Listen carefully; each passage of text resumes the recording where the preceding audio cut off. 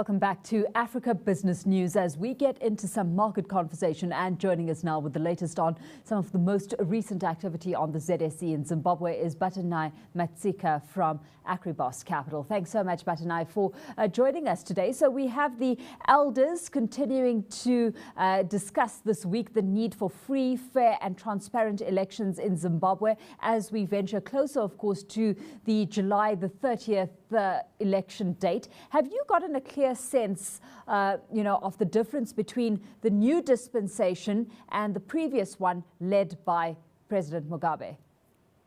Okay, so just in terms of the election environment, I think it's a bit calm. Just looking at the electoral activities that have been happening around the country. So it appears that there's really a push to have free and fair elections, which I think is going to be positive for the nation in terms of just the perspective that we have especially from the international observers. So really the environment is quite calm, and business-wise, it's business as usual, and we're just expecting for the election day. Of course, I asked the question because it's a key factor to actually shifting sentiment and igniting investor confidence, Batanai. And until that emerges, one would assume investors are still very cautious about the investment opportunity that does present itself in Zimbabwe right now. Yeah. In terms of having new investors coming in or new money, we haven't seen much of it. So the usual players that play the stock market are actually present. But what has been happening really, I think it really has been a shift in terms of portfolios. We're seeing some foreigners selling out of the normal blue chips, your Deltas, Inscos, and probably looking for stocks such as Old Mutual that are actually fungible. So really, I think it really is just a reshuffling of portfolios on the ZSE. It's in that scenario that we had online and mobile shares trading platform launched this week, that being C-Trade. What's the reaction been to this, and what impact do you see this having on opening up Zimbabwe's capital markets? How much of a game changer is this, really? Yeah, I think it is a big game changer in terms of the retail side of things. If you're looking at participation, especially of locals on the ZSE, it's quite limited, owing, of course, to a number of issues, access to markets, but also in terms of financial education around ZSE.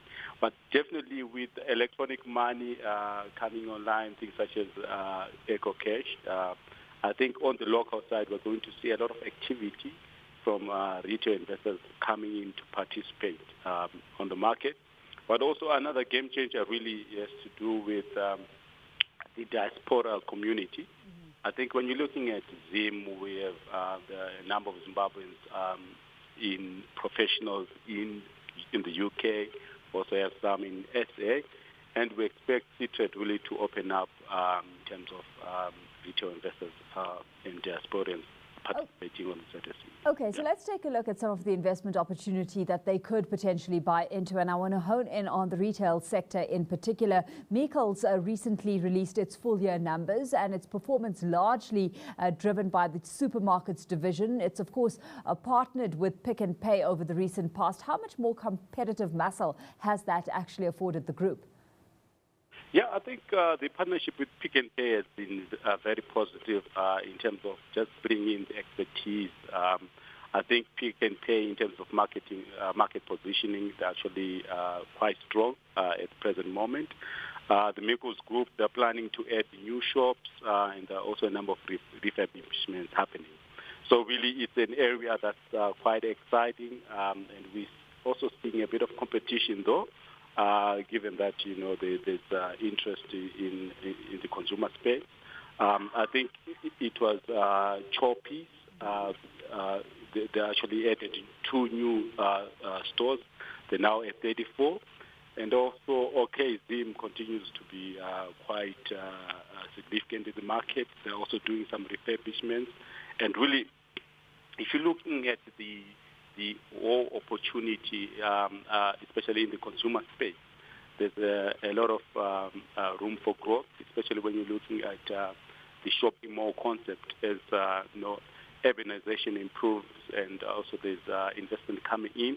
We expect to see more malls and also new stores being added by the various retailers.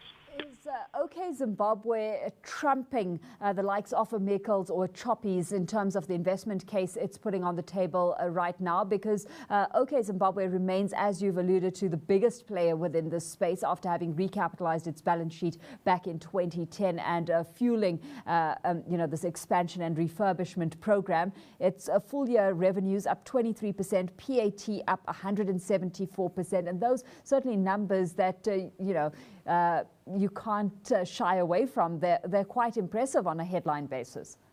Yes, I think the advantage, as you indicated, the advantage with OK Zim, it was the first mover in terms of recapitalizing and also driving for growth. So really you find that they've catch up a lot of market share.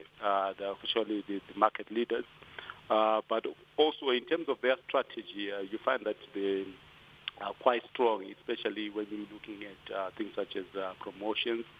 They tend to invest in price, so they are competitive in terms of pricing. And that is why you see that they drive a lot of volumes when you're looking at the performance.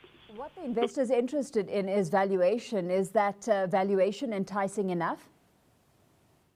Yes, I think there's in terms of valuation, especially when you're looking at forward ratings, if you expect especially the volumes growth to continue increasing.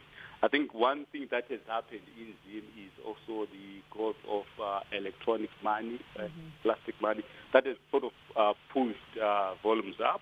And we're seeing the consumer environment improving.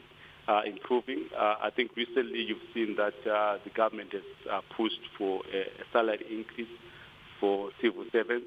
So basically that will be good for the consumer-facing names, your deltas, and yeah. So the consumer environment is quite encouraging. Well, let's leave it there. Batanai, thanks so much for having joined us on the line this evening. Batanai Matsika is with Agribos Capital. And that's where we leave things with this week's episode of Africa Business News. We're back same time, same place next week. From me, Alicia Seckham, and the rest of the team, it's goodbye until then.